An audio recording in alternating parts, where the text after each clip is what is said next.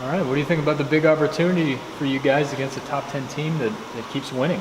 Well, they're very good. Obviously at this point, have separated themselves. Obviously them, Cincinnati and Central Florida and Temple have separated themselves as a top 4 team. But nationally, I think Houston's as good as probably just about anybody. They're a Final Four caliber team. They have this experience. They have the size, they have the depth. Their perimeter players off the bench over the last 4 or 5 games have played extremely well.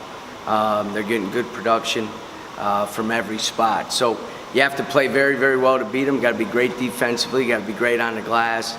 You got to do a really good job offensively. When you get open shots, which is hard to do, you got to make them. And they're a reason they're at where they're at right now, because they're as good defensively and rebounding as any team around.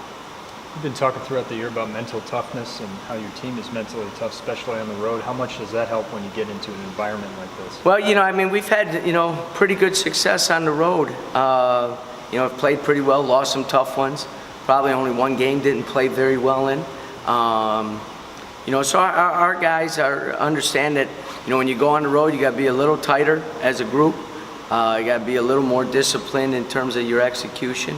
You got to be a little tougher minded, because you're going into, a hostile environment. They haven't lost a home game going back since they lost in the first round of the NIT 2 years ago. So they're very, very good at home. And it's going to be a great environment, a great college basketball environment.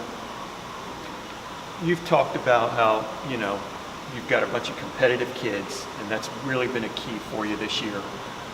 But is there anyone who's really kind of overachieved on your roster? You said, wow, I just didn't expect this at this point. No, because I wouldn't have recruited them if I didn't think they were good players. Right. You know what I mean?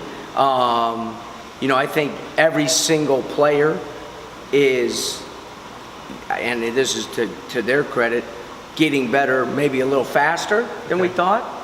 But we're not going to recruit bad players, So and even some of the guys who haven't played as much, I think have a chance to have great careers here and move on and be able to make a living playing basketball. So again, you can go down the list of every player on the team and talk about things that they've dramatically improved in or much better in, or maybe a surprise to other people. But for us, the biggest thing is those guys have been coachable and those guys have worked hard, and that always accelerates the process of personal development. On that subject, Coach, Mark and Ron got great ovations from the crowd when they scored the other night. Yep. On the scout team, they're very valuable to helping your team prepare. Can you talk a little bit about their contributions? Their contribution is immeasurable and a lot of times to the public unnoticeable. But just think about this. So our guys have to learn 30 set plays. Those guys have to learn 25 set plays every 2 days. It's unbelievable what they do. They got to spend extra time. They come in, watch film. They get in early to practice, make sure, and the better they know it and the better they can run it and the better they can execute it, the better prepared we are. So they're invaluable to us.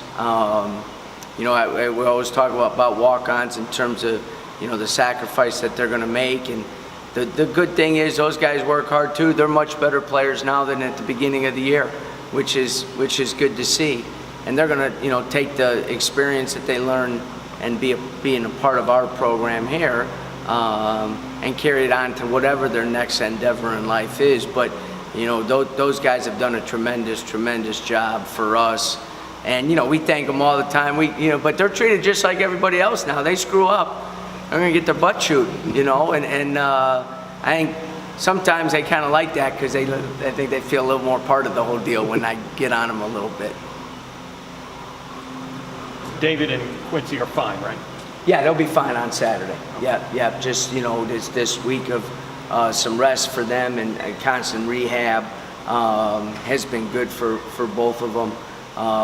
You're at this point of the season and you're practicing and preparing, but practices are much different than they were 2 months ago or 3 months ago.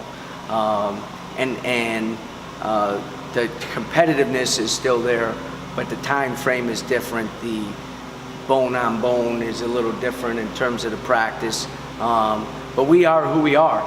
You know what I mean? And the reason we're at where we're at is because we go hard every single day. And those two guys, there's no second gear with those guys. They're in fifth the whole time.